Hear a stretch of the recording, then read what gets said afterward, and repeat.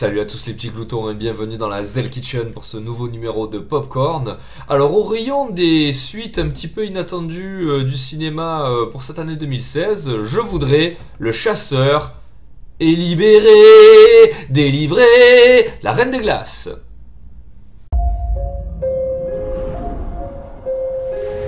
Mirror, mirror on the wall, who is the most powerful of them all?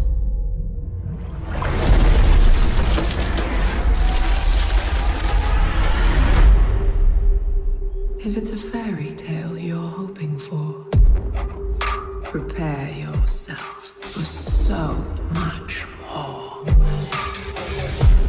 You will train, you will harden, you will become my huntsman. The mirror's power is the ultimate prize in a war fought by two mighty sides. Whoever gets the mirror will be unstoppable. Prepare in love to defy a wicked queen with twice the power this world has ever seen. We have much to do, little sister. Men have forgotten what it means to be afraid. We will bring fear. Good choice. I'm headed straight for the castle. They wanna make me their queen.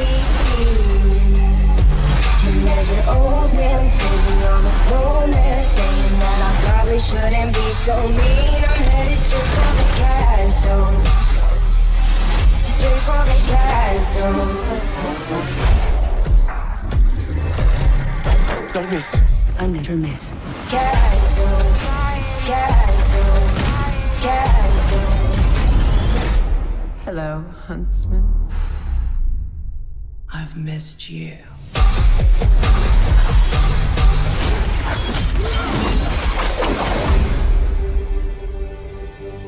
What are you gonna do? Take on two evil sisters and their entire army? I pray much.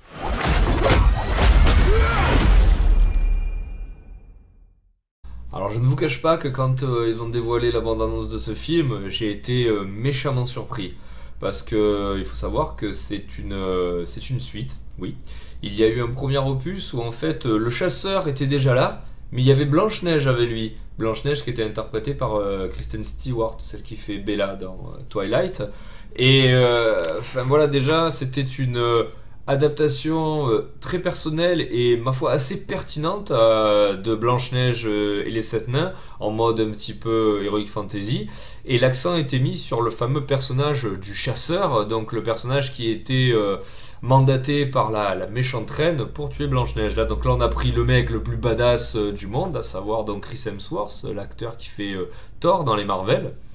Et donc il y avait une espèce d'histoire, finalement il la tuait pas, puis c'est Blanche-Neige là qui mettait une armure, une épée, qui allait se battre contre la reine. C'était what the fuck, mais si vous voulez, c'était sympa, voilà, comme version de Blanche-Neige.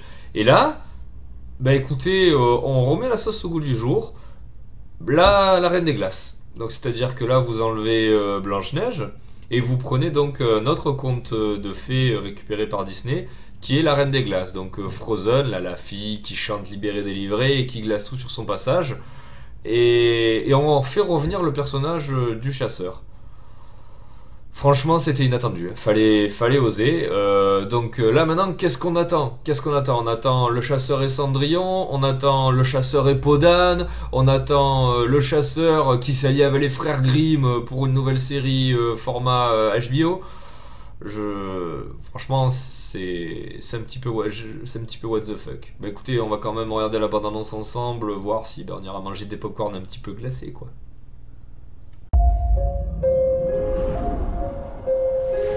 Mirror, mirror on the wall, who is the most powerful of them all?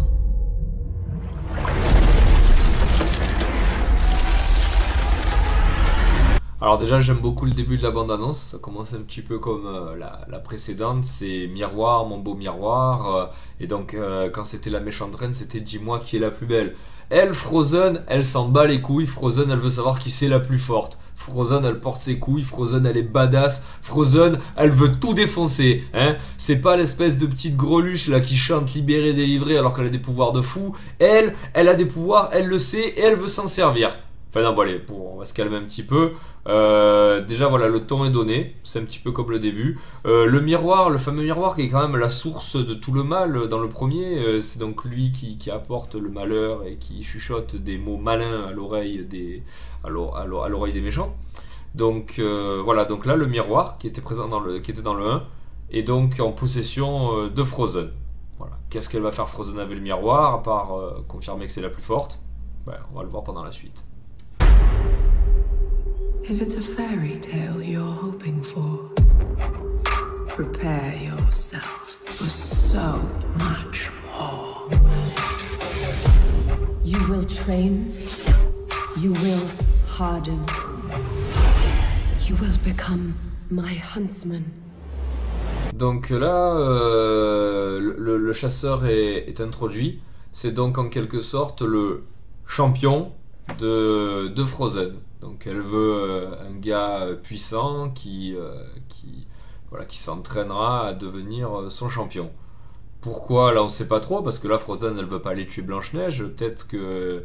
Et c'est bizarre qu'elle veuille un champion alors qu'elle déjà c'est la plus puissante du royaume. Donc là je vous avoue que je suis un petit peu perdu. D'autant plus que pendant son entraînement, il y a... Comment ça s'appelle déjà? Il y a Jessica Chastain qui fait une guerrière qui s'entraîne à ses côtés. Donc là, voilà, c'est clairement établi que la petite amourette qu'il y aura, ce sera entre les deux, vu qu'il n'y a plus Blanche-Neige. Donc le mec, le pauvre, il fallait lui trouver une nouvelle nana. Mais là, j'avoue, je suis déjà un petit peu perplexe.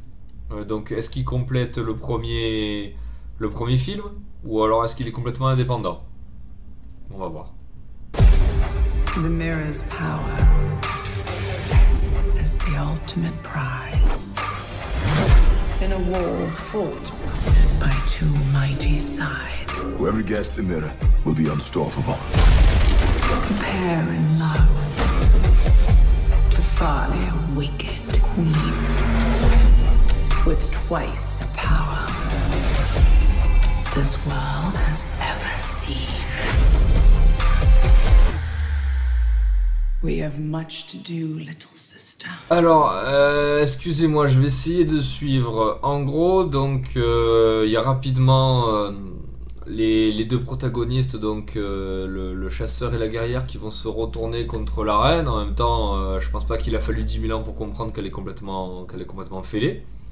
Et donc, il y a une espèce d'armée rebelle qui va se lever contre la Reine des Glaces. Et entre-temps, il y a du miroir qui sort, il y a la méchante reine du premier opus. Donc les films ne sont pas indépendants, il y a bien donc une suite. En plus on est en train d'expliquer que Frozen c'est la petite sœur de la reine. Donc on est bien dans la suite là, donc Charlize Theron revient et elle veut faire le mal comme dans le 1. Donc par contre ce que je comprends pas c'est le chasseur du coup... pourquoi il faut qu'il s'entraîne, pourquoi qu'il devienne... Enfin là, je suis un petit peu perdu. Je m'y retrouve pas. En tout cas, écoutez, Charlize Theron, bon, au-delà du fait que ce soit une actrice qui est très belle, elle a un talent exceptionnel, alors elle a un charisme, mais c'est juste un truc de ouf. La suite. Men have forgotten what it means to be afraid. We will bring fear. Good choice. I'm headed straight for the castle. They wanna make me their queen. And there's an old man sitting on a corner saying that I probably shouldn't be so mean. I'm headed straight for the castle. Straight for the castle. Don't miss. I never miss. Castle, castle, castle. Hello, huntsman. I've missed you.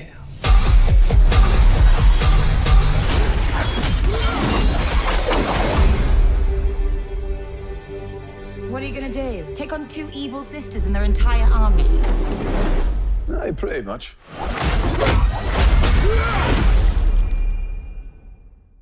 Bah écoutez, je suis pas plus avancé. J'ai toujours pas plus compris. Parce que là, on est bien d'accord que donc elle le connaît le chasseur. Donc il y a bien l'oncle 1 qui a eu lieu. Elle a eu affaire à lui. Et mais donc voilà, c'est vraiment l'introduction du chasseur qui sera le champion de Frozen que j'ai pas compris. Mais alors par contre ouais, là Frozen autant et d'ailleurs le message est assez savoureux au début quand on vous dit si vous attendez un conte de fées, attendez-vous à être étonné. Là Frozen, enfin vous voyez les mots qu'elle dit, c'est incroyable, c'est un tueur en série quoi. C'est voilà, je vais tout péter, je vais instaurer la terreur, les gens ils ont oublié ce que c'était, moi je vais vous rappeler ce que c'est. Enfin voilà quoi, c'est la méchante. Et en plus quand vous voyez que à cette méchanceté vient s'ajouter la reine démoniaque, comme ça ils sont 2 fois plus méchants, mais aussi 2 fois plus forts. C'est particulier. Donc en fait les fameuses princesses Disney, pour le coup là ça devient des méchants badass. L'idée me plaît énormément. C'est juste que je trouve qu'il y a tellement de points de mesure. Enfin, d'un côté vous avez Chris Hemsworth qui est une espèce de chasseur un petit peu miteux, et Jessica Chastain qui est une guerrière là un petit peu avec à celle du Seigneur des Anneaux là, à l'Elfette là, qui a un petit peu cette allure. Et en face vous avez 2 reines trop classe, pétées de pouvoir. Et t'as envie de dire mais qu'est-ce que vous pouvez faire les gens? Qu'est-ce que vous pouvez faire? Enfin voilà, tout ça pour dire que perso le film, le premier je l'ai vu au cinéma. Celui-là je pense pas que j'irai le voir, hein, je suis pas assez fan de cet univers pour y aller. Par contre c'est sûrement un film que je me prendrai en DVD qui viendra compléter ma collection à côté du premier opus. Mais vraiment j'ai hâte de savoir ce qu'ils vont me pondre, hein, parce que là vraiment pareil, le premier film c'était sympa, c'était une belle interprétation. Maintenant de faire une suite en reprenant le chasseur et de remettre Chris Hemsworth, je sais pas, pour moi le choix il tombait pas sous le sens et c'est loin d'être l'idée la plus pertinente du monde. Après c'est mon avis. Après oui je peux très bien comprendre que le fait d'adapter de façon un petit peu badass Blanche-Neige comme ils ont fait dans le premier et de reprendre ça avec la Reine des Neiges, oui, ok, mais pourquoi le remettre dans cet univers avec le chasseur? Je sais pas. Ça par contre voilà, c'est peut-être pas la meilleure idée. Bah écoutez, n'hésitez pas à me mettre en commentaire ce que vous en pensez. Moi je vous fais de gros bisous et je vous donne rendez-vous pour une prochaine vidéo. Ciao ciao!